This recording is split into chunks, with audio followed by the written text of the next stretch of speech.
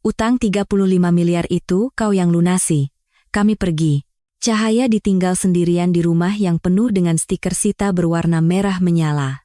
Satu-satunya hal yang ditinggalkan oleh keluarga mertuanya sebagai ganti utang 35 miliar rupiah adalah selembar surat perjanjian jual beli tanah di sebuah bukit kapur tandus yang tidak berharga. Namun, keputusasaan itu hanya sesaat. Setelah melihat berita darurat di televisi, senyum kemenangan yang memuaskan perlahan mulai tersungging di bibir Cahaya. Bukit kapur yang mereka hina dan campakkan seperti sampah itu, ternyata adalah peta harta karun bernilai astronomis yang akan mengguncang seluruh Indonesia. Dari seorang menantu yang terpojok di ujung jurang menjadi penentu takdir yang berkuasa, serangan balik Cahaya yang dingin dan penuh perhitungan dimulai sekarang. Jika Anda mendukung balas dendam Cahaya yang memilukan namun memuaskan ini, jangan lupa untuk menekan tombol subscribe dan like sebelum cerita dimulai. Utang penjaminan bersama atas nama suami Anda sebesar 35 miliar rupiah. Mulai hari ini, proses lelang dan penyitaan akan dijalankan. Bersamaan dengan vonis tanpa ampun dari para juru Sita berjas hitam, stiker-stiker Sita berwarna merah menyala mulai menempel tanpa pandang bulu di kulkas, televisi, dan perabotan lainnya. Bahkan di atas piano tua milik anaknya yang sangat ia sayangi. Tidak ada yang menyangka bahwa pemandangan mengerikan di mana seluruh ruang tamu dipenuhi kertas merah darah itu akan menelan hidup seorang wanita. Gagang tas belanjaan terlepas dari genggaman tangan Cahaya yang lunglai. Tas belanjaan yang berat itu jatuh ke lantai, dan sayuran serta tahu berhamburan secara menyedihkan di atas lantai teras yang dingin. Apa yang sebenarnya terjadi di rumah ini? Pupil mata Cahaya bergetar hebat seolah terjadi gempa bumi. Apakah benar ini dengan Ibu Cahaya Prameswari? Utang penjaminan bersama untuk usaha suami Anda sebesar 35 miliar rupiah, mulai hari ini kami laksanakan penyitaannya. Di tengah ruang tamu, para juru Sita pengadilan berjas hitam legam seenaknya masuk dengan sepatu mereka. Setiap kali tangan kasar mereka menyentuh barang, stiker Sita merah menyala menempel tanpa ampun.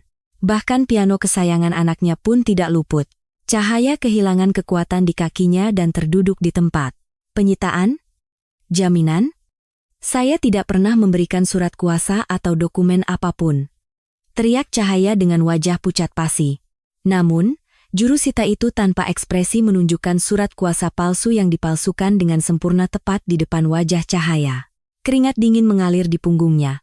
Tepat ketika ia berusaha menahan kegelapan yang menyelimuti pandangannya, ponsel di sakunya bergetar singkat. Jangan seperti orang tak punya orang tua. Terima kasih sudah menanggung utangku 35 miliar. Kami pergi. Sisa kotoran di meja makan itu anggap saja uang perceraian, hiduplah dari memakannya. Pesan singkat dari Baskara, suaminya, yang memenuhi layar membuat Cahaya sesak napas. Suami dan ibu mertua yang ia percayai telah menipunya habis-habisan, mereka kabur ke luar negeri, meninggalkan seluruh utang raksasa itu padanya.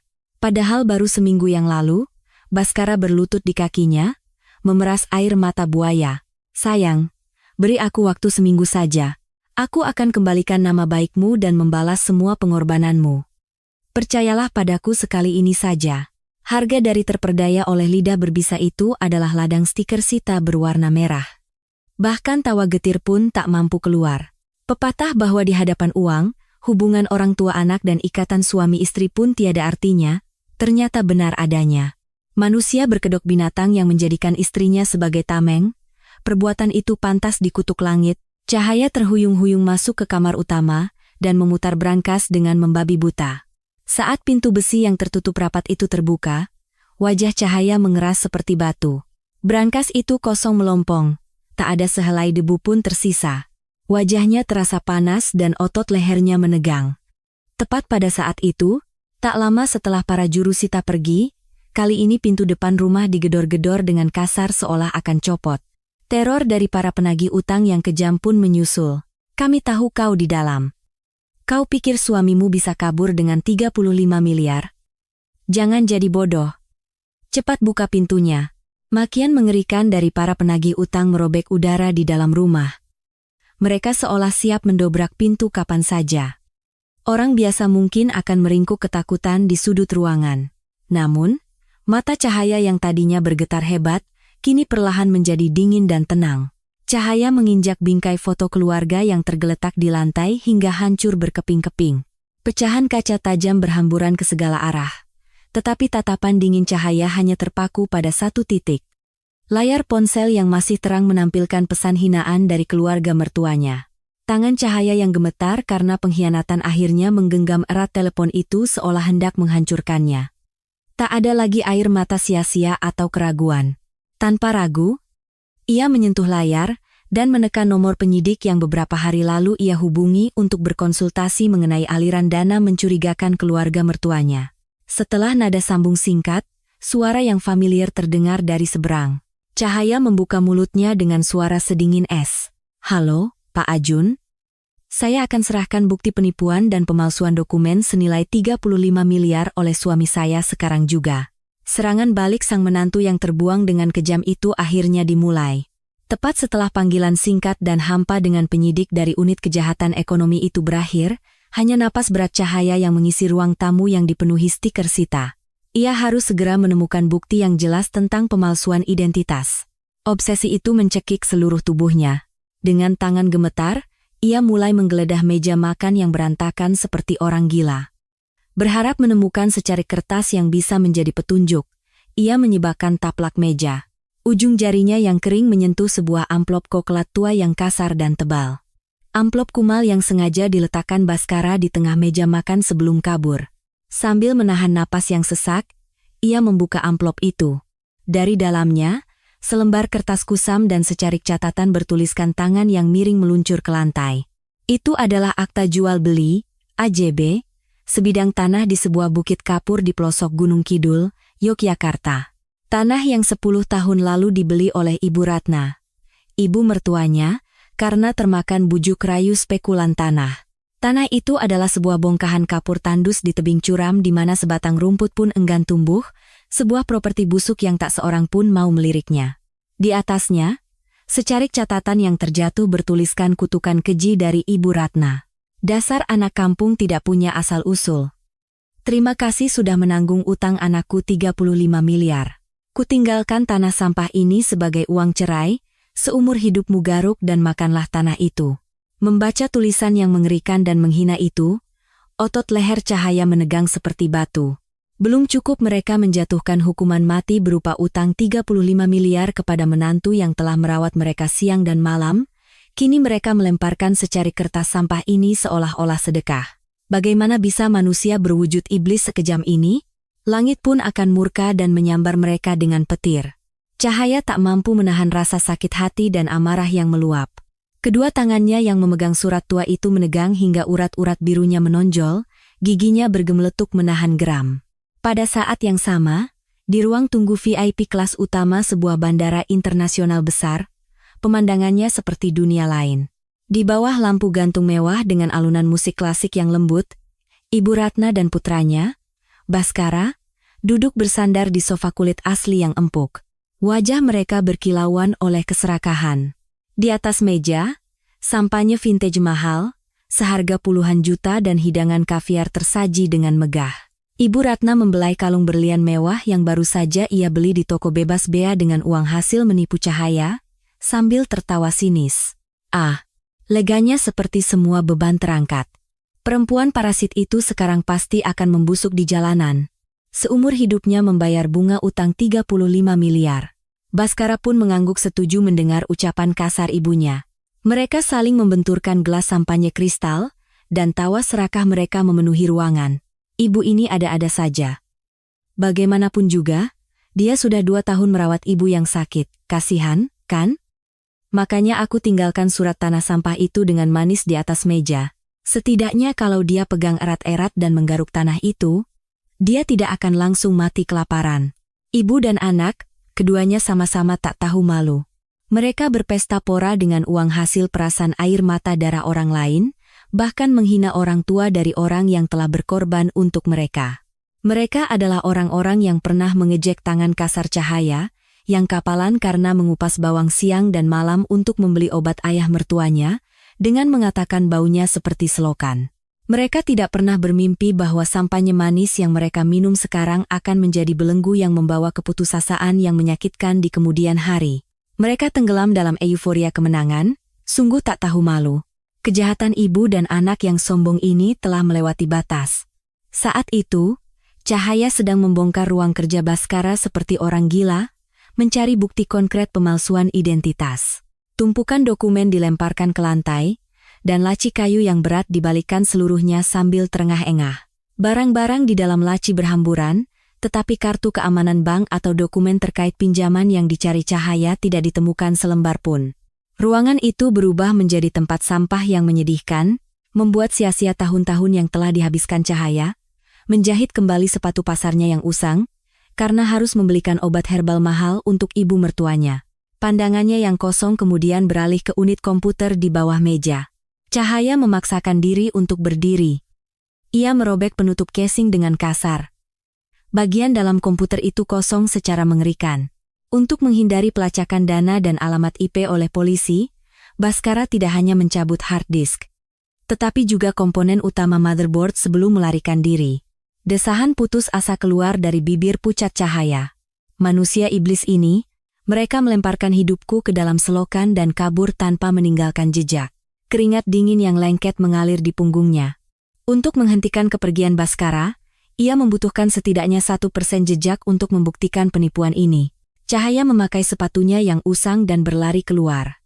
Angin musim kemarau yang dingin menyayat pipinya seperti pisau, tetapi itu tidak cukup untuk mendinginkan amarah yang membara di dadanya.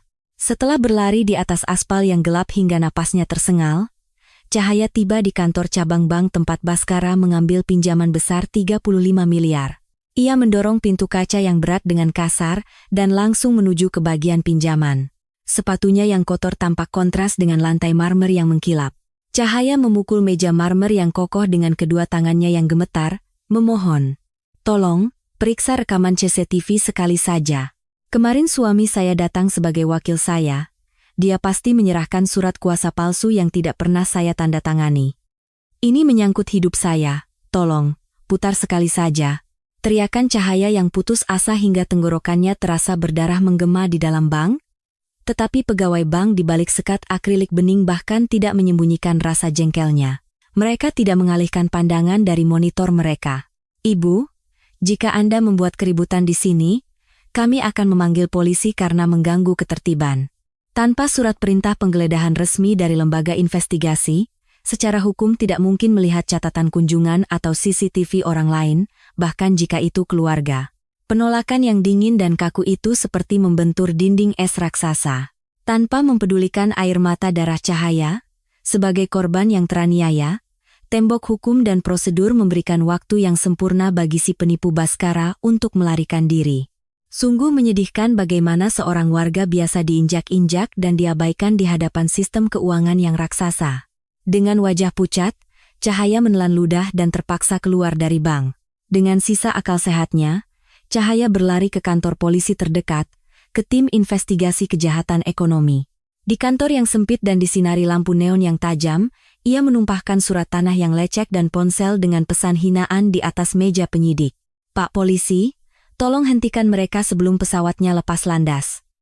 Mereka mencuri dokumen saya untuk mengambil pinjaman 35 miliar dan sekarang kabur ke luar negeri." Meskipun Cahaya memohon dengan mendesak, penyidik yang sedang mengetik di keyboard hanya menghela napas panjang sambil mendorong tumpukan dokumen ke samping dengan kesal. "Ibu Cahaya, seberapapun marahnya Anda, ini adalah masalah antara suami dan istri. Apakah ada bukti objektif sekarang di atas meja ini yang membuktikan bahwa dokumen dan KTP Anda dicuri? Dengan laporan berdasarkan dugaan situasional seperti ini, tidak ada dasar hukum untuk segera meminta larangan bepergian ke luar negeri untuk suami Anda." Di hadapan pengadilan hukum yang mekanis dan dingin, kedua kaki Cahaya benar-benar lemas. Bahkan jaring hukum negara yang seharusnya melindunginya, justru memberikan pembebasan bagi kejahatan sempurna ibu mertua dan Baskara dengan alasan kurangnya bukti. Amarah membuat otot lehernya kaku seolah akan robek, dan tangisan panas membuncah dari dalam perutnya. Saat melangkah keluar dari pintu putar kantor polisi, Cahaya kehilangan kekuatan untuk berdiri dan terduduk di tangga semen yang dingin. Angin musim kemarau yang menusuk menembus pakaian tipisnya, tetapi tidak ada apa-apanya dibandingkan dengan hatinya yang membeku. Semua pintu tertutup. Dan perasaan tak berdaya yang mengerikan seolah terkurung dalam kegelapan sempurna mencekik napasnya. Tepat pada saat itu, ponsel di sakunya bergetar dengan gugup. Dengan tangan gemetar, Cahaya menyalakan layar, dan matanya bergetar hebat. Itu adalah foto selfie Baskara dari dalam pesawat sesaat sebelum lepas landas, dikirim menggunakan Wi-Fi pesawat. Dalam foto itu, wajah Ibu Ratna dan Baskara yang tersenyum cerah sambil membuat tanda V, dengan latar belakang kursi kelas 1 yang luas memenuhi layar. Cahaya, utang 35 miliar kutitipkan padamu, ya, kami pergi dulu. Momen di mana ia berhadapan dengan senyum bahagia iblis-iblis yang mendorongnya ke neraka 35 miliar. Tali akal sehat terakhir yang menegang di kepala Cahaya benar-benar putus. Terhuyung-huyung dalam keputusasaan seolah langit runtuh, Cahaya akhirnya menjatuhkan ponsel di tangannya, dan tersungkur di atas tangga yang dingin. Pengabdian selama 2 tahun merawat mertua dan kepercayaan pada keluarga dibalas dengan tumpukan utang raksasa dan hinaan yang kejam. Tidak ada seorang pun yang mengulurkan tangan pertolongan. Kegelapan yang dingin dan sempurna menelannya tanpa ampun. Tetapi Cahaya tidak tahu bahwa selembar amplop kuning yang masih terselip di sakunya, hanya dalam 5 menit, akan menjadi bom yang mengguncang seluruh Indonesia. Mereka menginjak-injak seluruh hidupku dan sampai akhir terus mempermainkanku. Akan kubakar semua sampah ini. Toh hidupku juga sudah hancur. Keluhan dan kutukan yang terpendam meledak dari bibir Cahaya. Kedua tangannya yang pucat tanpa ampun mencengkeram kedua ujung surat tanah tua itu. Tidak mampu menahan amarah yang membara, Cahaya mengerahkan seluruh kekuatannya untuk merobek-robek dokumen Bukit Kapur tak berguna itu. Bagian atas kertas tua yang berumur puluhan tahun itu menegang dan mulai sobek dengan kasar. Saat kepasrahan yang pahit bahwa hidupnya yang malang dan utang 35 miliar akan berakhir bersama dengan dokumen sampah ini, menyelimuti seluruh tubuhnya, tiba-tiba. Tulisan berita darurat muncul di televisi yang menyala pelan. Cahaya yang terkejut buru-buru menaikkan volume dengan remote, dan suara pembawa berita memenuhi ruangan yang gelap. Tulisan berita darurat yang muncul setelah siaran reguler dihentikan, mewarnai ruang tamu yang gelap dengan warna merah menyala. Cahaya, dengan tumpukan kertas yang hampir sobek di tangannya, menolehkan kepalanya yang kaku ke arah televisi. Suara bersemangat pembawa berita terdengar. Kawasan di sekitar Kecamatan Tepus, Gunung Kidul, telah ditetapkan sebagai kandidat lokasi pembangunan kawasan ekonomi khusus, KEI, pariwisata, dengan kompensasi yang diperkirakan mencapai triliunan rupiah. Cahaya dengan tangan gemetar memeriksa kembali surat tanah tua itu. Alamatnya sama persis dengan Bukit Kapur di Kecamatan Tepus yang dilemparkan ibu mertuanya sebagai uang cerai. Kedua tangan Cahaya berhenti di udara seolah sihir. Napasnya tercekat, dan jantungnya mulai berdebar kencang. Di layar televisi, sebuah peta satelit raksasa dengan lingkaran merah muncul. Seorang pakar ekonomi yang berdiri di samping pembawa berita, dengan wajah memerah karena kegembiraan, menunjuk titik tertentu di peta sambil berbicara dengan penuh semangat. Ya, tepat di area ini. Secara administratif, ini adalah kawasan perbukitan kapur di Kecamatan Tepus. Selama ini pembangunannya terbatas karena kontur tanahnya yang keras dan berbatu, tetapi secara ironis, ini adalah lokasi yang paling optimal dan sulit ditemukan di dunia untuk dijadikan pondasi mega resor dan infrastruktur pariwisata yang membutuhkan stabilitas tanah yang sempurna. Para ahli memperkirakan nilai kompensasi pembebasan lahannya saja minimal mencapai 1 triliun rupiah, dan nilai komersialnya akan jauh melampaui angka tersebut. Kecamatan Tepus, Gunung Kidul. Alamat yang berulang kali keluar dari mulut pembawa berita itu merupakan kejutan luar biasa yang menghantam bagian belakang kepala Cahaya. Ia merasakan pupil matanya bergetar hebat, sambil perlahan menatap kedua tangannya yang gemetar. Surat tanah tua berwarna kuning yang baru saja hendak ia robek-robek. Di tengah-tengah kertas usang yang setengah sobek itu, tertulis dengan jelas dan tebal alamat. Kecamatan Tepus, Gunung Kidul, Yogyakarta. Di hadapan keajaiban yang tak dapat dipercaya, Cahaya terengah-engah sambil berulang kali membandingkan layar televisi dengan surat di tangannya. Pikirannya menjadi kosong, dan keringat dingin yang lengket mengalir di dahinya. Tidak mungkin. Tanah sampah ini, Bukit Kapur yang mereka lemparkan padaku ini bernilai kompensasi 1 triliun? Akhirnya, kekuatan di tangan Cahaya yang gemetar itu pun lepas. Surat tanah tua itu jatuh tak berdaya ke lantai. Kertas kuning yang tergeletak di lantai itu bukan lagi sedekah yang dilemparkan ibu mertua untuk menghina menantunya. Itu adalah mahkota emas cemerlang yang dapat memberinya kekuatan terbesar dan tak tertandingi di Indonesia dalam sekejap. Iblis-iblis yang sombong karena telah menjerumuskan menantu mereka ke dalam jurang utang 35 miliar, ternyata telah dengan sukarela mempersembahkan lotre senilai 1 triliun di kaki menantu mereka sebelum melarikan diri. Sungguh akhir yang ironis dan tak terduga bagi mereka yang tak tahu malu. Cahaya perlahan menatap jam dinding tua di ruang tamu. Pukul 23.15. Tepat 5 menit setelah pesawat mewah yang ditumpangi Ibu Ratna dan Baskara lepas landas dari tanah Indonesia. Hanya 5 menit. Dalam waktu yang singkat dan hampa itu, posisi penguasa dan yang dikuasai, neraka dan surga, telah tertukar sepenuhnya. Ibu dan anak penipu sombong yang telah menjadikannya budak utang dan merayakannya dengan sampanye, mereka, untuk menghina menantunya, telah membuang peta harta karun senilai 1 triliun rupiah ke tempat sampah dan melarikan diri dengan kaki mereka sendiri. Di tengah ruang tamu yang gelap gulita, dikelilingi oleh stiker-stiker Sita berwarna merah, bahu Cahaya yang berdiri tegak mulai bergetar. Itu bukan lagi isak tangis karena sakit hati atau getaran karena putus asa. Getaran kecil yang dimulai dari bibir Cahaya yang menarik napas dalam-dalam, segera berubah menjadi ledakan tawa yang tak terkendali. Ia tertawa terbahak-bahak seperti orang gila, suaranya memenuhi rumah kosong yang penuh utang itu. Tawa yang membuncah dari lubuk hatinya yang terdalam menghantam stiker-stiker merah dan menggema di seluruh ruang tamu. Wajahnya terasa panas, tetapi sorot matanya lebih dingin dan memancarkan aura membunuh yang tajam dari sebelumnya. Kekuatan astronomis yang dilemparkan oleh orang-orang yang telah menginjak-injaknya karena dibutakan oleh kesombongan. Cahaya bersumpah pada dirinya sendiri, dengan senjata legal yang sempurna dan luar biasa ini, ia akan mencekik leher keluarga mertuanya yang jahat itu secara perlahan dan dengan cara yang paling menyakitkan. Setelah tertawa seperti orang gila untuk waktu yang lama, Cahaya perlahan berlutut dan mengambil surat tanah yang jatuh di lantai. Dengan hati-hati ia merapikan lipatan kertas yang kusut itu, lalu mendekap surat tua itu erat-erat di dadanya. Keringat dingin keputusasaan yang mengalir di punggungnya kini telah berubah menjadi euforia yang mendebarkan dan semangat juang yang membara. Mulai sekarang, menantu lemah bernama Cahaya yang menangis di tangga kantor polisi tidak ada lagi di dunia ini. Tapi ada satu hal yang belum Cahaya ketahui. Bahwa serangan balik yang kejam namun elegan dengan membeli para anjing pemburu dari firma hukum termahal dan terganas di Indonesia dengan uang, akan menjadi kenyataan hanya dalam beberapa jam. Beberapa hari berlalu dalam keheningan sebelum badai, waktu seolah tak terasa.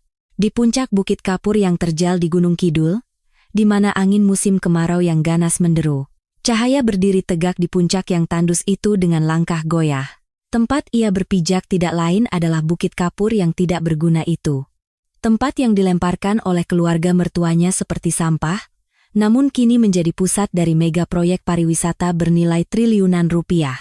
Angin gunung yang kencang dan menusuk tulang mengibaskan rambut Cahaya yang acak-acakan, tetapi ia seolah lupa akan dingin, berdiri tegak menatap tanah beku yang terhampar di kakinya.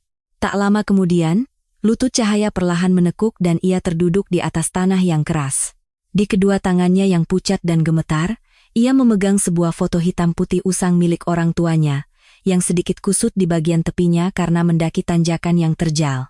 Orang tuanya yang malang, yang seumur hidup bekerja keras, menyerahkan seluruh harta mereka karena alasan dana usaha yang licik dari menantunya, Baskara, dan akhirnya meninggal karena sakit hati.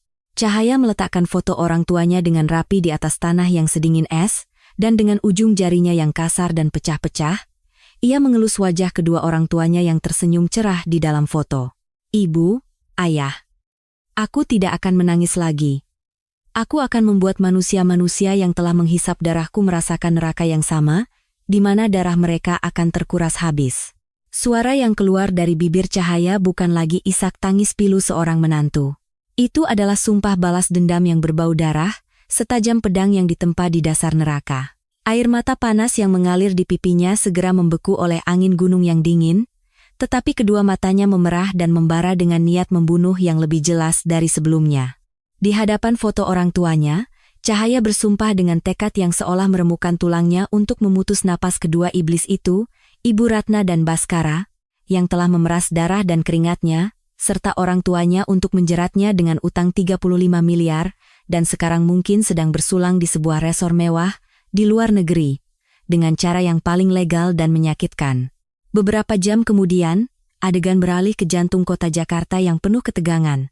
Pintu kayu mahoni yang berat dari sebuah firma hukum besar, yang paling lihai mencium bau uang dan kekuasaan di Indonesia dengan tingkat kemenangan nomor 1, terbuka lebar oleh kekuatan yang tak terbendung. Orang yang melangkah dengan percaya diri ke dalam ruang rapat mewah berlantai marmer adalah Cahaya, dengan mantel usangnya yang berkibar. Pakaiannya lusuh dan wajahnya pucat, tetapi aura yang kuat dan dingin yang ia pancarkan sudah cukup untuk membekukan udara di ruangan besar itu dalam sekejap. Di seberang, seorang pengacara senior yang duduk dengan angkuh sambil menyilangkan kaki, memandang rendah penampilan tamunya yang tak diundang dari atas ke bawah sambil tersenyum sinis. Di mata, anjing pemburu sombong yang hanya menangani klien dengan aset minimal puluhan miliar itu, Cahaya dengan sepatu usangnya hanya terlihat seperti pedagang asongan yang tidak tahu dunia. Firma kami tidak menangani sembarang kasus. Sepertinya biaya jasa hukumnya akan sangat mahal. Apakah Anda sanggup membayarnya? Senyum sinis dan ejekan yang terang-terangan dari pengacara itu menggantung di udara, membuat suasana ruang rapat menjadi tidak menyenangkan. Namun, tidak ada sedikit pun kegoyahan atau rasa malu di wajah Cahaya. Sebaliknya, matanya yang dingin menyipit dan berkilat tajam seperti predator yang mengincar mangsanya. Tanpa berkata apa-apa, Cahaya mengeluarkan setumpuk dokumen tebal dari dalam mantelnya dan meletakkannya dengan berat di tengah meja kaca yang tebal dan bening. Hening sejenak. Senyum tipis pengacara itu membeku seperti es. Cahaya telah membentangkan surat keputusan kompensasi senilai triliunan rupiah dan AJB tanah di atas meja. Ini jaminan saya. Kita buat kontraknya sekarang juga. Cekik suami dan ibu mertua saya dengan modal dan hukum hingga tak ada celah untuk lolos. Bonus keberhasilan akan saya berikan sebanyak yang Anda mau. Setiap kata yang keluar dari mulut Cahaya seperti bongkahan es tajam yang menusuk dalam kegendang telinga pengacara itu. Dokumen-dokumen di atas meja tidak lain adalah surat resmi pemerintah mengenai kompensasi pembebasan lahan untuk kawasan di Gunung Kidul, laporan penilaian aset yang membuktikan nilainya mencapai triliunan rupiah, dan bukti-bukti pinjaman jaminan ilegal sebesar 35 miliar yang dilakukan Baskara atas nama Cahaya. Saat tatapan sombong pengacara itu menyapu kertas dan mendarat pada angka astronomis triliunan, matanya membelalak kaget. Kakinya yang tadinya menyilang buru-buru diturunkan. Wajahnya yang tadinya penuh ejekan kini hanya menyisakan keserakahan yang ekstrem dan kepatuhan buta terhadap modal. Momen yang luar biasa, di mana wanita bermantel usang yang semenit lalu hampir diusir, kini berkuasa sebagai pemegang kekuasaan absolut yang bisa memerintah para ahli hukum terbaik di Indonesia dengan uang. Mesin raksasa bernama firma hukum itu mulai beroperasi dengan gila-gilaan, digerakkan oleh jaminan triliunan rupiah yang dilemparkan Cahaya. Begitu instruksi mendesak dari pengacara senior itu keluar, puluhan pengacara elit di luar ruang rapat serempak mulai mengetik dengan cepat di keyboard mereka, membangun jaring perburuan. Kitab undang-undang hukum dibolak-balik dengan kasar, berkas bukti terus-menerus keluar masuk mesin fotokopi, dan surat gugatan yang dingin tanpa darah dan air mata mulai dicetak. Pengacara senior itu, dengan kerah kemeja yang sudah basah oleh keringat, membungkukkan badannya 90 derajat ke arah Cahaya dan bersumpah setia. Saya mengerti. Bu Direktur, gugatan pidana atas penipuan dan pemalsuan dokumen, gugatan perdata ganti rugi sebesar 35 miliar penuh, serta permohonan sita jaminan atas seluruh rekening dan aset tersembunyi mereka di dalam dan luar negeri. Akan kami bekukan semuanya dengan sempurna dalam waktu 24 jam. Cahaya bersandar di sofa kulit yang empuk, menatap gedung-gedung pencakar langit di luar jendela dengan tatapan kosong. Ibu Ratna dan Baskara yang bodoh mungkin sekarang sedang berkeliaran di toko bebas bea mewah di bandara luar negeri, menggesek kartu kredit curian untuk membeli tas-tas bermerek. Mereka tidak akan pernah bisa membayangkan bahwa anjing pemburu hukum terbaik di Indonesia, yang dipersenjatai dengan kekuatan Bukit Kapur yang mereka buang, telah menyeberangi samudra, dan mulai menunjukkan taring mereka yang kejam untuk mencekik leher mereka. Namun, neraka yang sesungguhnya baru saja akan dimulai. Di sebuah resor liburan pribadi termewah di Asia Tenggara, dengan laut biru zamrud yang menyilaukan mata dan sinar matahari hangat sepanjang tahun. Butik mewah merek VVIP di sana terisolasi sempurna dari panas terik di luar, dipenuhi dengan udara sejuk dan wangi yang menyesakan. Ibu mertua Ratna dan Baskara, yang telah melarikan diri setelah mendorong menantu mereka, Cahaya, ke dalam neraka utang 35 miliar, kini sedang bersulang kemenangan di surga mewah ini, seolah melupakan kejahatan keji yang mereka lakukan di Indonesia. Seolah-olah mereka adalah raja yang menguasai seluruh kekayaan dan kekuasaan dunia, wajah keduanya berkilauan dengan minyak kesombongan dan keserakahan. Ibu Ratna duduk dengan angkuh di sofa kulit terbaik di lounge VIP, di bawah sorotan lampu gantung yang mewah. Di hadapannya, seorang staf berpenampilan rapi dengan sarung tangan katun putih dengan hati-hati menyajikan sebuah jam tangan mewah berhiaskan berlian seharga ratusan juta rupiah yang memancarkan cahaya cemerlang.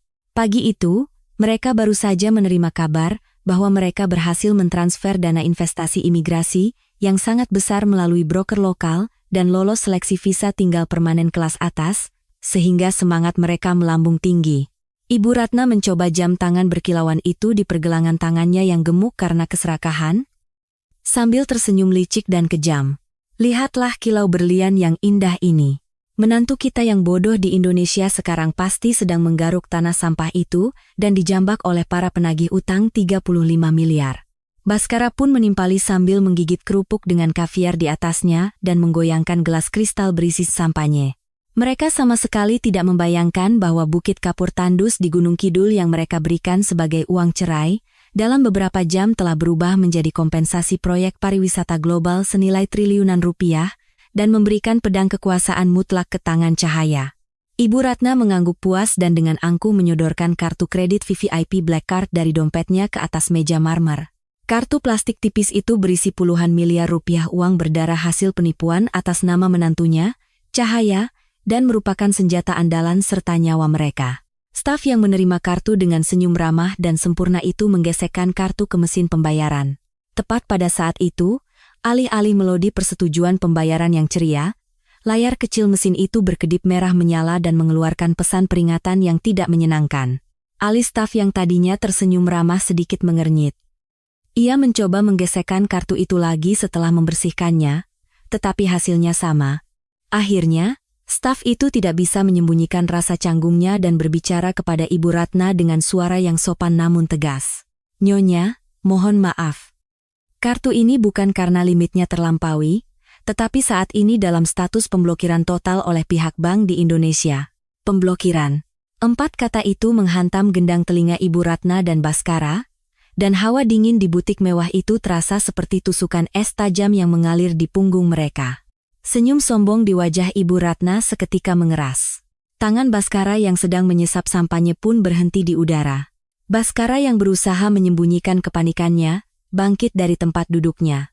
Dengan dahi berkerut, ia membuka dompet kulit buaya mewahnya dengan kasar dan mengeluarkan semua kartu kredit premium di dalamnya, lalu menumpahkannya dengan gugup ke atas etalase kaca.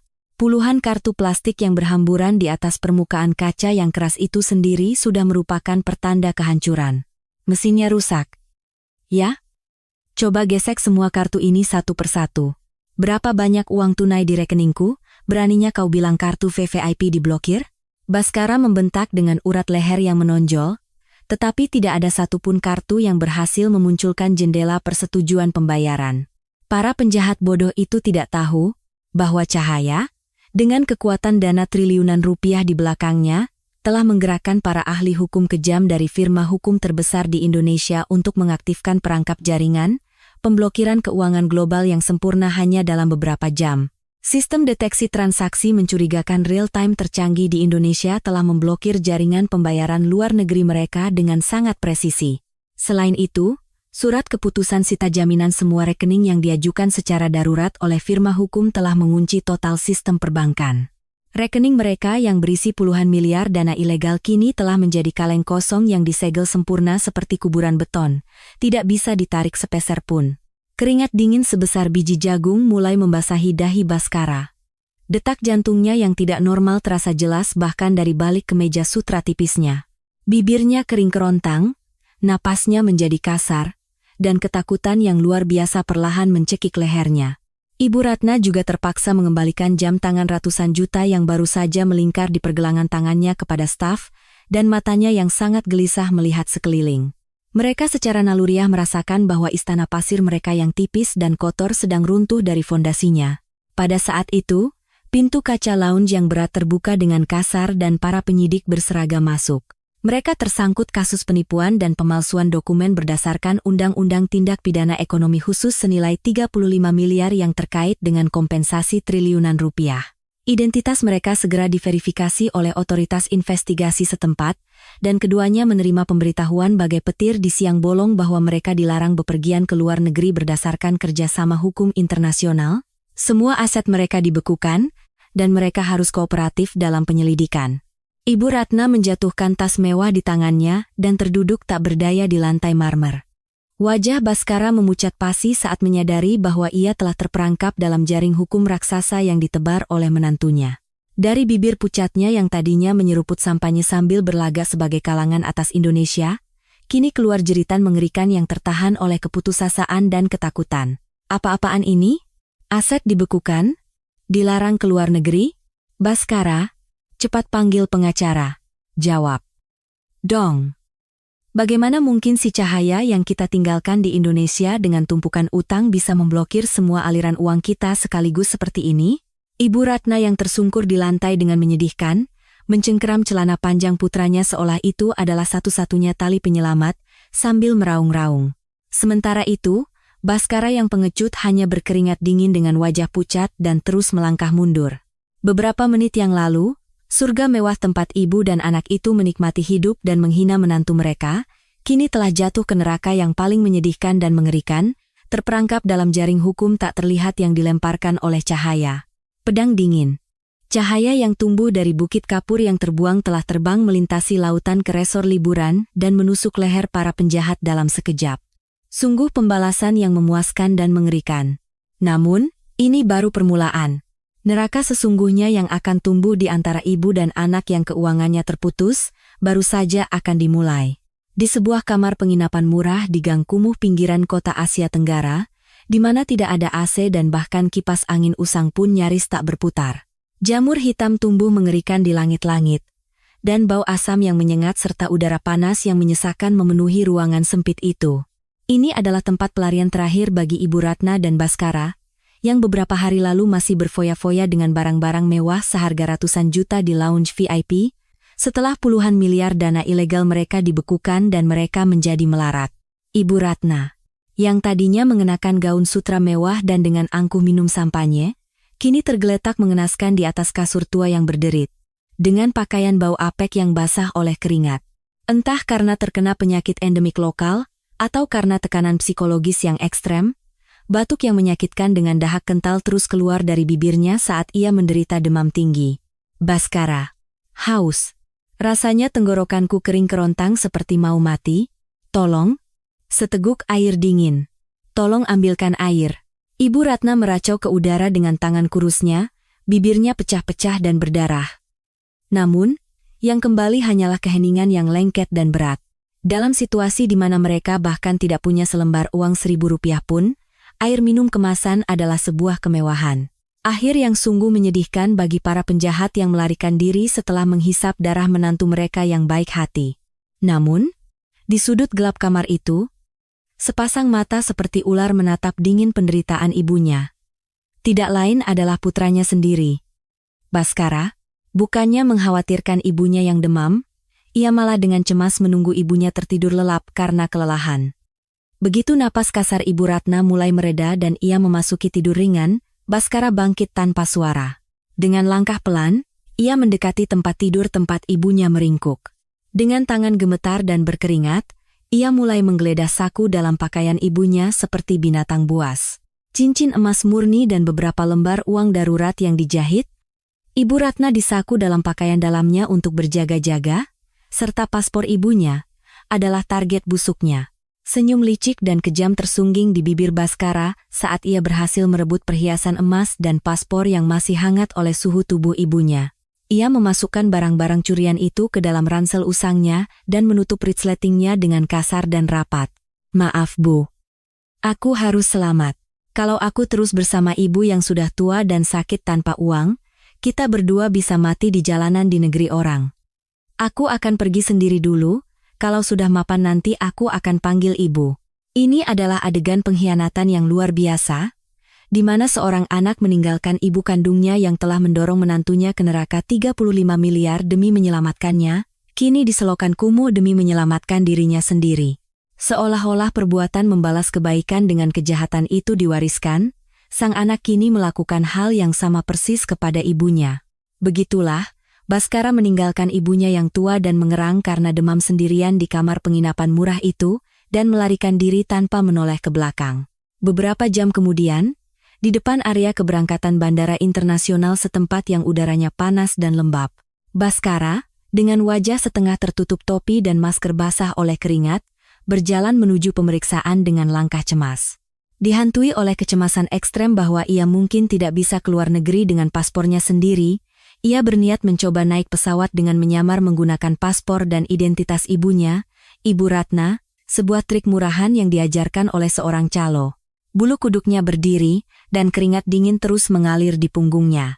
Namun, ketakutan naluriah bahwa jika ia tidak berhasil keluar dari sini, ia akan selamanya terperangkap dalam jaring hukum raksasa triliunan rupiah yang ditebar oleh cahaya, telah sepenuhnya menelan akal sehatnya. Tepat saat petugas imigrasi dengan ekspresi datar, menerima paspor yang disodorkan Baskara dan memasukkannya ke mesin pemindai. Alih-alih pemberitahuan lolos yang ceria, seluruh layar monitor. Petugas itu berkedip merah menyala, dan mengeluarkan peringatan yang tidak menyenangkan. Tatapan petugas yang tadinya tanpa ekspresi seketika berubah setajam elang. Ia dengan kasar menekan tombol panggilan darurat yang tersembunyi di bawah meja. Menyadari gawatnya situasi, Baskara meninggalkan ranselnya dan mencoba melarikan diri ke dalam kerumunan, tetapi polisi bandara bersenjata sudah berlari dari segala arah dan membekuk kedua lengannya ke belakang. Anda adalah orang yang terkait dengan buronan dalam jaringan investigasi kerja sama hukum internasional dan merupakan pelaku penggunaan paspor orang lain secara ilegal. Anda kami tangkap sekarang juga. Logam dingin borgol dengan kejam menggigit pergelangan tangan Baskara yang berkeringat. Jeritan putus asa keluar dari bibir Baskara yang tersungkur di lantai marmer. Tetapi yang ada hanyalah tatapan dingin penuh penghinaan dari orang-orang yang memenuhi area keberangkatan, seolah melihat sampah. Adegan beralih ke ruang interogasi yang suram di kantor polisi setempat, yang dipenuhi bau keringat dan asap rokok yang menyengat. Pintu besi ruang interogasi terbuka dengan kasar, dan suara langkah kaki yang putus asa terdengar di telinga Baskara, yang duduk di kursi besi tua dengan ekspresi kuyu dan tangan di borgol. Di sana, Ibu Ratna, dengan rambut acak-acakan dan mata merah, terhuyung-huyung sambil dipapah oleh polisi setempat. Setelah sadar di kamar penginapan dan menyadari bahwa putranya telah mencuri semua sisa hartanya dan melarikan diri, ia menjadi setengah gila. Ia diseret ke ruang interogasi neraka ini setelah dihubungi oleh polisi untuk verifikasi identitas. Di tengah ruang interogasi, berhadapan dengan nasib tragis putranya, seluruh tubuh Ibu Ratna bergetar hebat. Ia mengerang aneh dan berjalan terhuyung-huyung, lalu dengan sekuat tenaga menampar pipi Baskara yang menunduk dengan tangan di borgol. Kepala Baskara terpental ke samping dengan keras. Melihat pipi putranya yang membengkak merah karena bekas tamparannya, ia berteriak dengan suara serak berdarah. Kau lebih rendah dari binatang. Aku, demi menyelamatkanmu, anakku satu-satunya, aku sampai menghisap darah menantuku yang penurut dan mencuri 35 miliar. Bagaimana bisa kau memutus napas terakhir ibumu dan kabur sendirian? Apa kau masih manusia? Namun, reaksi Baskara justru menancapkan paku yang lebih besar dan lebih tajam ke dalam hati Ibu Ratna. Baskara, dengan wajah meringis karena tamparan, membelalakan matanya dan dengan kasar mengayunkan kedua lengannya yang diborgol, mendorong bahu kurus ibunya tanpa ampun.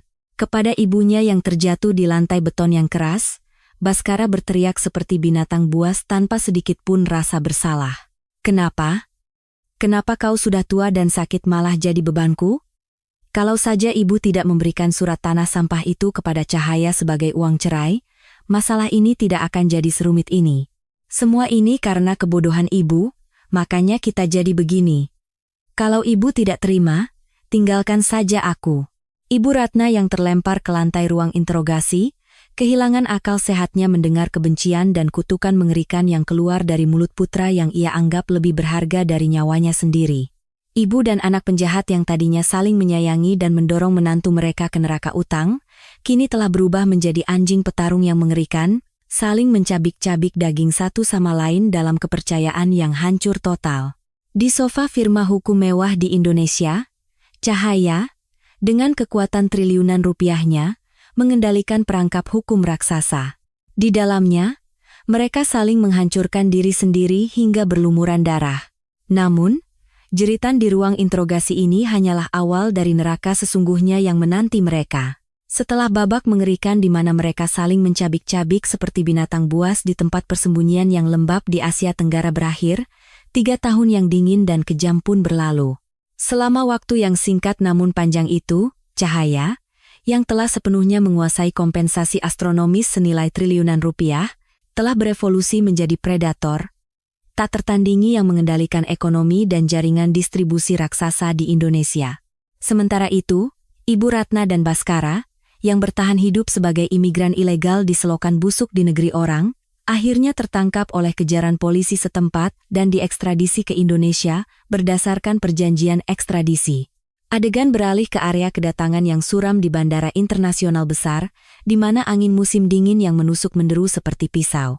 3 tahun yang lalu, kedua penjahat itu keluar dari area keberangkatan dengan angkuh, berbalut barang-barang mewah seharga ratusan juta dengan uang hasil penipuan atas nama Cahaya. Kini, penampilan mereka sudah tidak ada lagi. Mereka sekarang diseret dengan tangan terikat tali, mengenakan pakaian compang-camping yang sobek dan berbau busuk hingga bentuk asli mereka sulit dikenali. Lutut kurus kedua orang itu dipaksa bertekuk di atas lantai marmer dingin kantor imigrasi. Seorang petugas imigrasi dengan ekspresi datar dan acuh tak acuh, melemparkan setumpuk tebal putusan pengadilan dan surat sita di depan mata ibu dan anak itu. Tumpukan dokumen berat yang jatuh dan berhamburan di lantai itu, seperti vonis dari seorang algojo yang mengakhiri sisa hidup mereka. Nama, Ratna Wulandari dan Baskara Putra. Selama 3 tahun terakhir, total tagihan ganti rugi perdata yang menumpuk atas nama kalian berdua, ditambah dengan bunga tunggakan tertinggi menurut hukum yang membengkak seperti bola salju setelah utang dialihkan ke pihak ketiga, totalnya persis 70 miliar rupiah. Jika kalian tidak bisa segera melunasi utang astronomis ini, kalian akan membusuk seumur hidup di penjara atau berkeliaran di jalanan dikejar-kejar kreditur. 70 miliar rupiah. Utang 35 miliar yang dulu mereka timpakan kepada menantu mereka, kini telah berlipat ganda menjadi monster raksasa setelah melalui desain hukum yang canggih dari Cahaya dan bom bunga yang kejam. Pupil mata Ibu Ratna membesar seolah akan robek saat melihat angka mengerikan itu. Napas kasar keluar tanpa henti dari bibir pucat dan pecah-pecahnya. Baskara juga mengeluarkan keringat dingin yang lengket di dahinya, sambil menjambak rambutnya yang gimbal dengan kedua tangannya yang gemetar. Mereka telah terperangkap sempurna dalam jaring laba-laba utang yang raksasa, namun legal yang ditebar oleh Cahaya, dan jatuh ke dalam rawa kehancuran total tanpa bisa melarikan diri selangkah pun. Setelah nyaris lolos dari penahanan darurat dan terlempar ke jalanan di tengah musim dingin dengan tumpukan utang raksasa, ibu dan anak itu harus berjuang mati-matian agar tidak mati kedinginan malam itu. Ini juga demi menghindari hukuman penjara dengan menunjukkan itikat baik untuk membayar utang, walau hanya beberapa rupiah.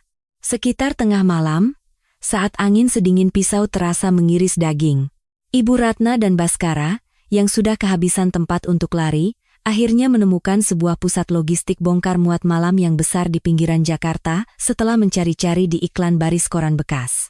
Di tengah kegelapan pekat, pintu besi besar area bongkar muat terbuka dengan mengerikan, dan udara menyengat campuran asap knalpot truk dan debu semen menusuk paru-paru ibu dan anak itu. Di sebuah kantor kontainer tua di sudut pusat logistik, seorang mandor yang kuyu karena kelelahan dan keringat melirik bergantian penampilan lusuh keduanya dan KTP mereka yang tercatat memiliki riwayat sita, lalu mendengus sinis.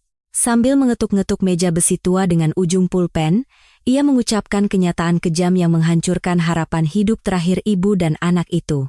Kalian berdua punya catatan kredit macet dan semua rekening diblokir.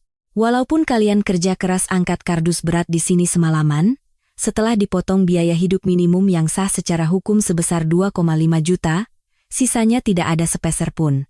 Sisa gaji kalian akan langsung disita secara otomatis setiap bulan dan masuk ke rekening kreditur utama kalian. Yah, kalau tidak mau, keluar saja sekarang dan mati kedinginan di jalanan, tahu? Kreditur utama. Tanpa mengetahui bahwa kekuatan raksasa tak bernama itulah yang mencekik leher mereka dan menghisap darah dan keringat mereka, ibu dan anak itu terpaksa menundukkan kepala dengan hina demi bertahan hidup. Akhirnya, terlempar ke area bongkar muat malam yang sangat dingin di bawah minus 15 derajat. Keduanya gemetar kedinginan saat hawa dingin menembus seragam kerja tipis mereka dan harus menerima barang-barang berat yang tumpah dari ban berjalan dengan tangan kosong.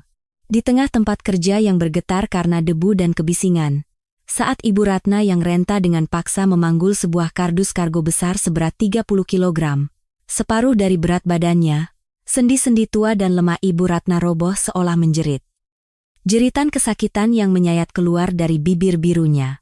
Setiap kali melangkah, lututnya yang aus menekuk tanpa ampun, dan dari sela-sela jari-jarinya yang kasar dan pecah-pecah, tetesan darah merah kehitaman mulai keluar.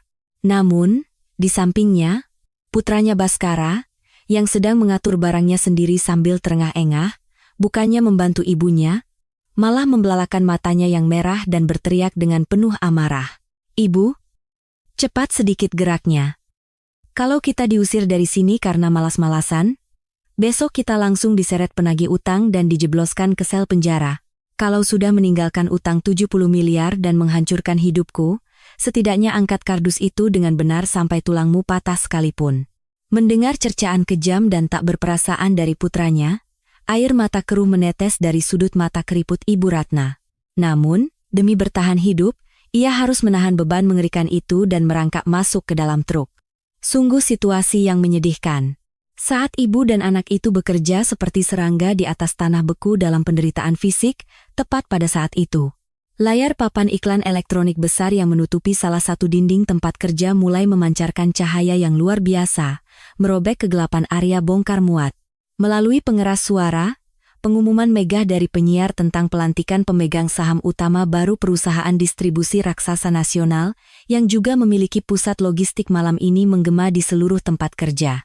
Pandangan Ibu Ratna dan Baskara, yang terengah-engah karena memanggul beban berat, perlahan beralih ke sumber cahaya raksasa itu seolah terhipnotis. Di atas panggung pelantikan yang megah, di mana ratusan kilatan kamera meledak serempak, di sana berdiri seorang wanita dengan mantel wol putih kelas atas seharga ratusan juta yang dikenakannya dengan sempurna, memancarkan keanggunan dan kekuatan yang dingin dan tak terjangkau, menatap kerumunan dengan angkuh. Wajah pemegang saham utama yang luar biasa itu perlahan dan dengan sangat jelas diperbesar di layar papan iklan. Pada saat itu, kargo seberat 30 kilogram yang dipegang dengan goyah di bahu Ibu Ratna jatuh dengan menyedihkan ke lantai beku. Baskara juga merasakan bulu kuduknya merinding, mulutnya ternganga seperti orang kesurupan, matanya terpaku pada wajah wanita di papan iklan, dan seluruh tubuhnya mulai bergetar hebat. Di layar, penguasa absolut perusahaan distribusi raksasa yang menatap mereka dengan dingin seolah melihat serangga, dan kreditur utama neraka yang menghisap semua gaji hasil darah mereka.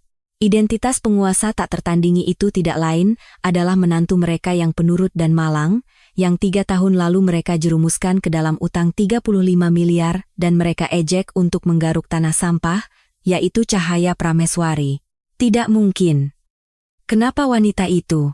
Kenapa Cahaya ada di sana? Kenyataan bahwa pusat logistik raksasa neraka ini, tempat mereka setiap malam mengangkut barang hingga tulang mereka serasa patah dan dicambuk, sepenuhnya adalah milik Cahaya. Kenyataan mengerikan dan sempurna, bahwa hasil kerja keras mereka yang berlumuran darah dan keringat seluruhnya dipersembahkan di bawah kaki Cahaya. Dalam belenggu perbudakan legal yang begitu mencekik dan kejam, Ibu Ratna dan Baskara bahkan tidak bisa bernapas dengan benar, dan akhirnya ambruk seperti binatang buas di atas tanah beku. Namun, senyum dingin Cahaya di papan iklan itu menandakan pertemuan langsung yang jauh lebih kejam dari ini. Di area bongkar muat malam di pinggiran Jakarta, di mana angin sedingin pisau menderu tanpa henti. Malam musim dingin yang mengerikan, dengan suhu anjlok di bawah minus 10 derajat. Angin musim dingin yang menerobos masuk ke area kerja semen yang terbuka di semua sisi menembus seragam kerja tipis murahan yang dikenakan Ibu Ratna dan Baskara seperti kertas, membekukan sendi-sendi tulang mereka. Ibu Ratna yang dulu hidup mewah dengan mantel bulu mahal di ruangan hangat sudah tidak ada lagi. Sekarang, ia merangkak seperti serangga di antara tumpukan kardus kargo berat, dengan seluruh wajahnya membengkak merah karena radang dingin. Punggung kurus Ibu Ratna, yang telah ratusan kali tergesek oleh sudut-sudut kotak paket yang kasar dan berat, sudah penuh dengan luka-luka mengerikan yang kulitnya pecah-pecah. Jaringan kulitnya yang tipis dan beku tidak tahan lagi dan pecah dengan kejam, tetesan darah merah kehitaman jatuh berat di atas lantai semen yang dingin. Setiap kali menarik napas, rasa sakit seolah paru-parunya ditusuk oleh pecahan kaca tajam menyerang. Bhaskara, jari-jariku, rasanya mau putus semua. Tolong, belikan sarung tangan kain tipis yang dijual di minimarket itu, satu saja. Tolong. Rasanya aku benar-benar akan mati kedinginan di sini. Ibu Ratna meraung-raung putus asa kepada putranya, Bhaskara, yang sedang merapikan kargo, sambil memegangi kedua tangannya yang berlumuran darah beku di dadanya. Namun, Bhaskara, dengan embun beku putih di alisnya dan terengah-engah, seolah tidak mendengar permohonan ibunya, dengan gugup melemparkan kotak kargo sambil berteriak. Ia sendiri tertekan oleh belenggu utang 70 miliar dan berada di ujung tanduk, bahkan kelangsungan hidupnya esok hari pun tidak menentu. Kasih sayang antara ibu dan anak yang pernah begitu kuat saat mereka menghisap darah menantu mereka, Cahaya, kini telah hancur berkeping-keping di hadapan kemiskinan yang parah dan penderitaan fisik yang luar biasa. Tepat pada saat itu, memecah keheningan berat di area bongkar muat dan deru ban berjalan. Dari arah pintu masuk pusat logistik yang gelap gulita, cahaya lampu depan yang luar biasa mulai menyinari. Memecah pilar cahaya yang menyilaukan mata, sebuah sedan besar VIP mewah seharga miliaran meluncur ke tengah lokasi. Begitu mobil berat itu berhenti setelah menekan kerikil beku, para eksekutif senior berjas dari perusahaan distribusi raksasa yang telah menunggu di berbagai sudut tempat kerja berlari dengan wajah pucat dan berbaris. Mandor yang baru saja membentak para pekerja harian, dengan mata melotot karena kaget, mengambil pengeras suara dan berteriak. Semuanya, hentikan pekerjaan sekarang dan berbaris. Ibu Direktur Utama, pemegang saham terbesar grup kita, datang langsung untuk inspeksi malam. Semuanya letakkan kardus, tegakkan badan, dan tundukkan kepala. Direktur Utama. Kreditor utama yang kejam, penguasa absolut yang mengikat Ibu Ratna dan Bhaskara dalam rantai perbudakan ini dan menghisap darah dan keringat mereka seumur hidup. Begitu kata itu terdengar, semua pekerja di tempat kerja menundukkan kepala serempak, bahkan tidak berani bernapas.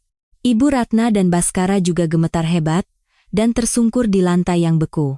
Akhirnya, pintu belakang sedan mewah itu terbuka dengan lembut. Pemandangan yang sangat kontras dengan suasana area kerja yang kumuh, sehelai mantel kasmir putih bersih yang memesona muncul dengan anggun.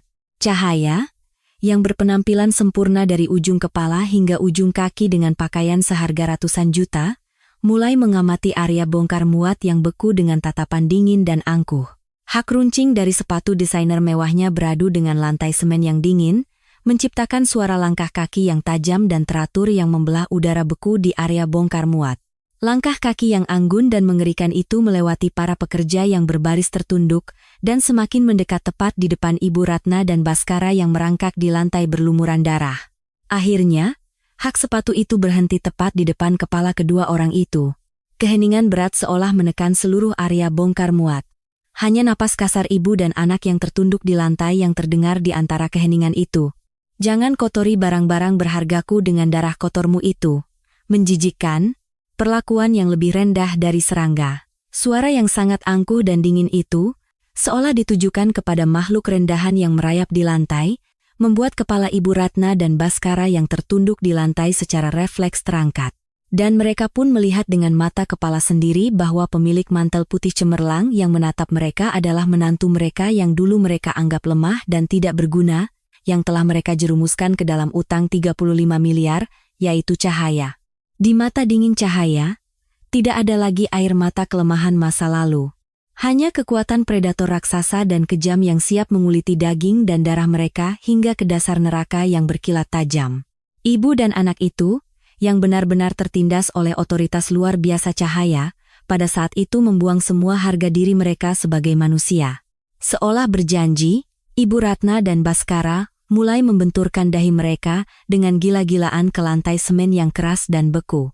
Tangisan putus asa keduanya dan suara dahi yang membentur lantai membelah udara di area bongkar muat dengan mengerikan, tetapi tidak ada sedikit pun perubahan ekspresi di wajah Cahaya. Mereka terus bersujud dengan menyedihkan, menggosok-gosokkan kedua tangan mereka ke arah sepatu putih Cahaya. Cahaya. Bukan, Ibu Direktur. Tolong. Tolong selamatkan kami. Kami benar-benar sudah gila. Kami telah melakukan dosa yang pantas dihukum mati. Tolong, keluarkan kami dari tempat neraka ini. Pengakuan kekalahan yang begitu menyedihkan dari para penjahat, yang tidak pernah bermimpi bahwa surat tanah Bukit Kapur yang mereka berikan sebagai uang cerai akan kembali sebagai pedang triliunan rupiah. Melihat penampilan mengenaskan Ibu Ratna dan Baskara yang menangis seperti binatang buas di kakinya, memohon untuk diselamatkan, bibir merah, Cahaya akhirnya membentuk lengkungan yang dingin dan indah, terikat dalam rantai legal 70 miliar, dalam kerja paksa neraka yang tak akan pernah berakhir. Cahaya akhirnya naik ke posisi hakim yang sempurna, memegang nasib mereka di tangannya. Namun, alasan sebenarnya Cahaya datang ke tempat ini bukanlah untuk mendengarkan permohonan mereka. Di area bongkar muat malam di pinggiran Jakarta, di mana angin sedingin pisau menderu dengan suhu di bawah 0 derajat. Di atas lantai semen yang dingin dan kasar itu, Ibu Ratna dan Baskara, yang pernah berada di puncak kesombongan di lounge VIP mewah, kini tertunduk seperti serangga. Cahaya, yang mengenakan mantel kasmir putih bersih seharga ratusan juta, menatap penampilan mengenaskan mereka yang berlumuran darah dan keringat memohon belas kasihan di kakinya, dengan tatapan dingin, tanpa sedikit pun rasa iba. Orang-orang yang telah mendorongnya ke neraka utang 35 miliar dan merayakannya dengan sampanye, kini posisinya benar-benar terbalik, membenturkan dahi mereka ke sepatu putihnya dan memohon ampun. Sungguh situasi yang ironis. Senyum sinis dan dingin keluar dari bibir merah Cahaya. Ia memberikan isyarat ringan dan kering kepada sekretaris pribadinya yang berbaris di belakang. Begitu sinyal acuh tak acuh Cahaya diberikan, sang sekretaris mengeluarkan sebuah map kulit mewah dari dalam jasnya. Lalu, ia melemparkan selembar dokumen tebal ke depan mata Baskara yang tertunduk di lantai beku. Saat kertas berkualitas tinggi yang kaku itu jatuh di atas lantai semen yang kasar, tirai hukuman mati yang akan menghantam jantung beku ibu dan anak itu pun terbuka. Baskara, dengan seluruh tubuhnya gemetar, namun seolah itu adalah satu-satunya tali penyelamat, tidak melepaskan pandangannya dari dokumen itu, dan dengan liar menggerakkan matanya yang merah. Kalian tahu, kan, kalau aku tidak mau berdamai atas kasus penipuan yang kalian lakukan, besok kalian langsung masuk sel dingin? Kalau mau hidup, segera tanda tangani.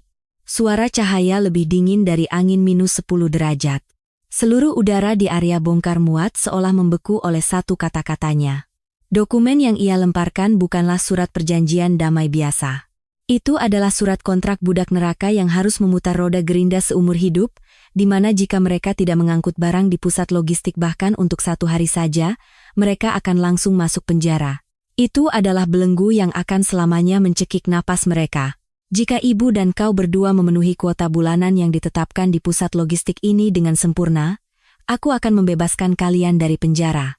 Setiap kata yang keluar dari mulut Cahaya, seperti pecahan es tajam yang dengan kejam merobek gendang telinga Baskara.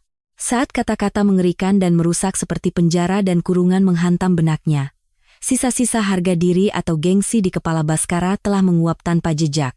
Baskara menyambar pulpen mewah berhias logam dingin yang disodorkan oleh sekretaris dengan kedua tangannya yang membiru karena radang dingin. Jari-jarinya yang beku tidak bergerak sesuai keinginannya. Dan tangannya yang memegang pulpen menjadi kaku, tetapi Baskara terengah-engah, sambil dengan liar menuliskan namanya di kolom tanda tangan di bagian bawah dokumen. Beberapa detik saat ujung pulpen tajam itu menggores permukaan kertas mewah dengan kasar, adalah momen di mana Baskara menyerahkan sisa hidupnya sepenuhnya kepada Cahaya. Kepada Baskara yang telah menandatangani secara buta karena naluri bertahan hidup tanpa membaca satu klausul pun, Cahaya dengan suara dingin dan kejam menancapkan paku terakhir dari klausul beracun. Dan ingat baik-baik, jika 1 hari saja, bahkan 1 hari saja, kalian tidak memenuhi kuota cicilan yang harus kalian bayar hari itu, perjanjian ini langsung batal, dan saat itu juga, kalian berdua, ibu dan anak, akan langsung masuk ke sel penjara yang dingin. Paham maksudku? Syarat yang begitu mengerikan hingga membuat sesak napas. Mereka tidak boleh sakit, tidak boleh terluka, bahkan tidak boleh menjadi tua dan lemah, dan harus hidup sebagai mesin budak yang mengangkut beban berat seumur hidup demi Cahaya. Itulah belenggu yang paling legal dan kejam. Cahaya mengambil kembali surat perjanjian yang telah ditandatangani melalui sekretarisnya, lalu tanpa menoleh sedikit pun, ia masuk ke dalam sedan mewah, meninggalkan suara hak sepatunya yang anggun. Pintu mobil yang berat tertutup, dan dengan suara mesin yang menggelegar, mobil Cahaya menghilang sepenuhnya ke dalam kegelapan area bongkar muat. Begitu ketakutan yang ditinggalkan oleh kekuatan absolut bernama Cahaya itu mereda, tubuh Ibu Ratna yang tertunduk di lantai beku roboh, seolah telah mencapai batasnya. Saat ketegangan ekstrem itu mengendur, rasa sakit punggung yang luar biasa seolah tulang punggungnya patah menyerang. Dan Ibu Ratna terguling di atas lantai semen yang dingin sambil mengerang kesakitan. Dengan kedua tangannya yang berlumuran darah beku memegangi punggungnya, ia menatap putranya Baskara dengan tatapan memohon yang menyedihkan, bibirnya membiru. Karena musuh bersama yang besar bernama Cahaya telah pergi, ia memiliki harapan tipis dan putus asa bahwa putranya, satu-satunya darah dagingnya di dunia, akan membantunya berdiri dengan hangat. Namun, tatapan Baskara, yang duduk di lantai dan menatap tajam salinan perjanjian itu, sudah bukan lagi tatapan manusia. Tatapannya telah berubah menjadi dingin dan mekanis seperti reptil.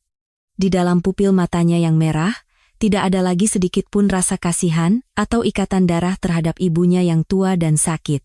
Hanya kuota harian yang mematikan yang tertulis di atas kertas dan ketakutan akan penjara dingin yang akan menimpanya jika ia tidak memenuhinya, bahkan 1% pun. Yang telah sepenuhnya menelan akal sehatnya. Baskara meledak dalam amarah kepada Ibu Ratna yang menggeliat kesakitan di lantai, menunjukkan giginya. Bangun. Cepat bangun.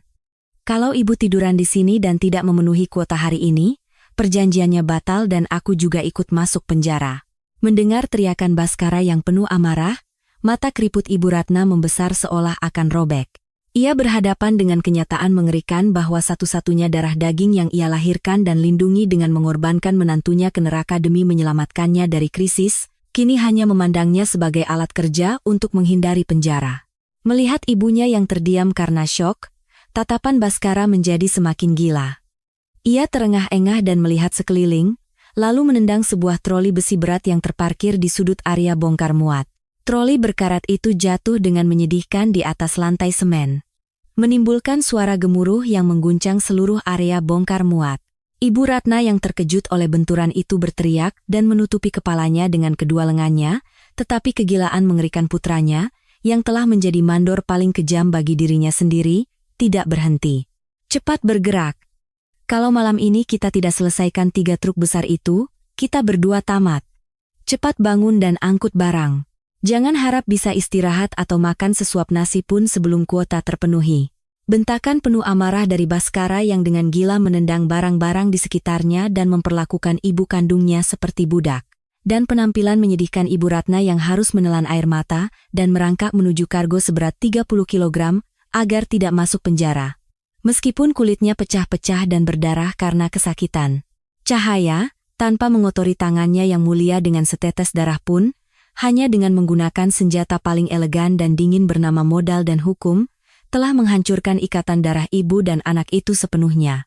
Neraka tanpa penjaga yang legal dan sempurna, di mana mereka harus saling mengawasi, mencambuk, dan menggerogoti daging satu sama lain hanya untuk bertahan hidup 1 hari.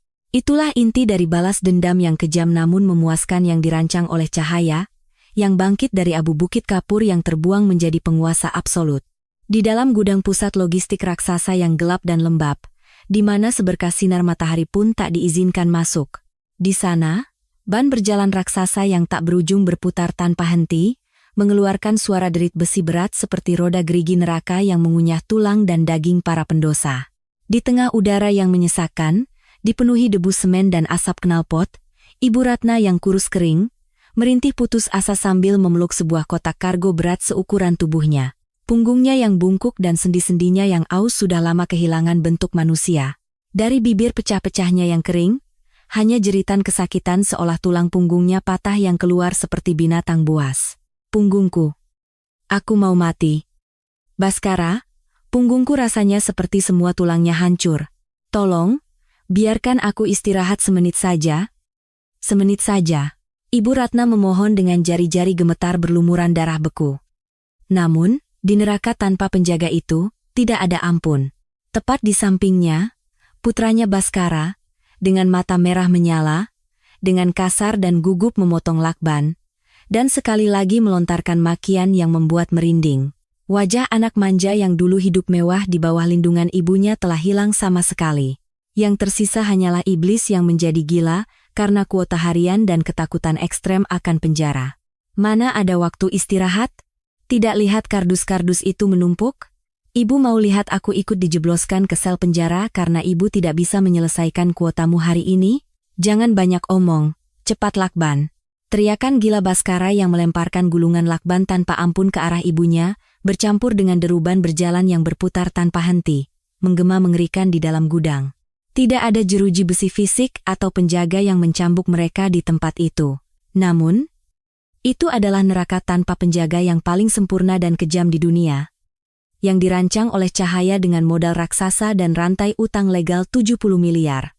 Hukuman mengerikan ini, di mana mereka harus saling mengawasi dan mencabik-cabik daging kerabat mereka sendiri hanya untuk bertahan hidup satu hari, tidak akan pernah berakhir sampai hari di mana mereka pingsan dan mati saat mengangkut barang. Dan di akhir kegelapan dan penderitaan yang pekat ini, layar beralih dengan lembut ke dunia cahaya yang menyilaukan, seolah-olah bohong. Sebagai ganti asap knalpot dan debu semen yang pekat, sebuah taman penyembuhan yang damai di jantung kota Jakarta, di mana aroma bunga harum dan angin musim semi yang hangat berhembus. Dari cangkir teh mewah di tangan cahaya, uap hangat dan harum mengepul. Air mata malam musim dingin yang keras, yang harus ia telan sendirian di tangga kantor polisi yang dingin dengan menanggung utang 35 miliar, kini telah terbayar lunas di bawah sinar matahari musim semi yang cemerlang ini. Di sebuah meja teras luar ruangan mewah yang beratapkan sinar matahari yang hangat, Cahaya duduk dengan anggun dan santai. Sinar matahari musim semi yang hangat dan menyinari bahunya telah lama mengeringkan bekas air mata dingin yang ia tumpahkan di neraka utang 35 miliar. Jari-jari putih dan ramping Cahaya dengan anggun mengangkat cangkir teh porselen mewah di atas meja. Di tengah aroma teh hitam yang lembut menyentuh hidungnya, cangkir dan piringnya beradu dengan lembut, menghasilkan suara yang jernih. Di wajahnya, tidak ada lagi sedikitpun aura balas dendam yang dingin atau dendam terhadap keluarga mertuanya. Hanya senyum santai dan hangat dari seorang penguasa absolut yang telah sepenuhnya mendapatkan kembali hidupnya sendiri, bebas dari semua ikatan dan belenggu, yang mekar dengan indah di atas bibir merahnya. Akhirnya, Cahaya meletakkan cangkir tehnya dan mengalihkan pandangannya dengan senyum hangat. Di sana, berdiri sebuah bangunan yang sangat indah dan megah, dibangun dengan uang kompensasi dari tanah di Gunung Kidul yang pernah diwarnai oleh air mata darah orang tuanya. Itu adalah Wisma Musim Semi, sebuah panti jompo gratis kelas atas yang didirikan oleh Cahaya dengan seluruh kekayaan pribadinya untuk para lansia sebatang kara yang ditinggalkan oleh keluarga dan tidak punya tempat tujuan. Orang tuanya yang malang, yang uang hasil jerih payah seumur hidupnya ditipu oleh menantunya dan meninggal karena sakit hati. Cahaya, untuk mengenang orang tuanya di surga, memberikan masa tua yang paling hangat dan terhormat bagi para lansia yang terpinggirkan di masyarakat. Melihat para lansia yang berjalan-jalan di taman panti jompo di bawah sinar matahari yang hangat dan tertawa cerah, embun bening dan hangat menetes di sudut mata Cahaya. Ibu, ayah, kalian lihat kan? Aku sekarang benar-benar bahagia.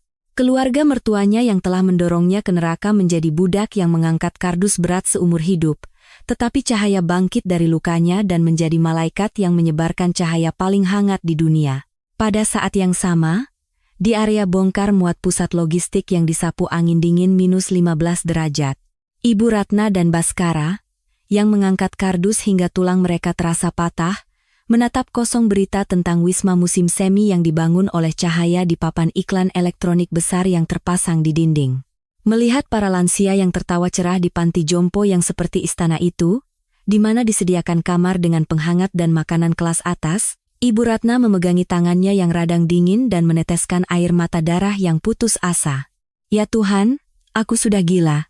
Kalau saja aku tidak mengusir menantu yang baik itu, sekarang aku pasti sudah hidup nyaman seperti ratu di istana. Ibu mertua yang dulu bahkan tidak mau memanggilnya menantu, kini menangis dan menyesali perbuatannya, tetapi Baskara juga hanya bisa terduduk putus asa. Mereka adalah budak sempurna yang tidak akan pernah bisa lepas dari area bongkar muat yang dingin dan gelap seumur hidup.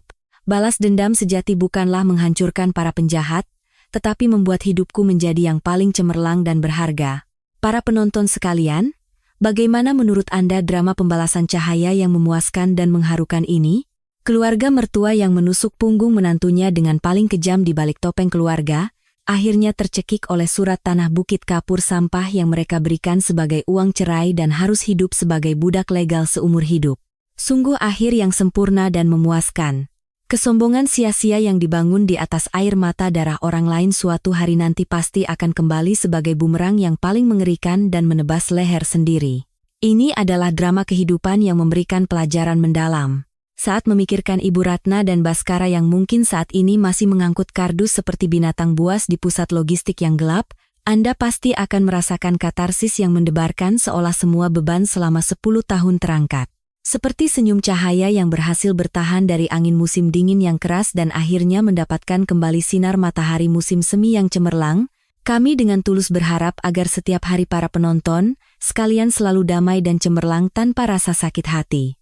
Jika cerita hari ini memberikan kesegaran dan ketegangan yang melegakan hingga ke lubuk hati, jangan lupa sebelum menutup video untuk menekan tombol subscribe dan like, serta memberikan komentar dukungan yang hangat untuk Cahaya.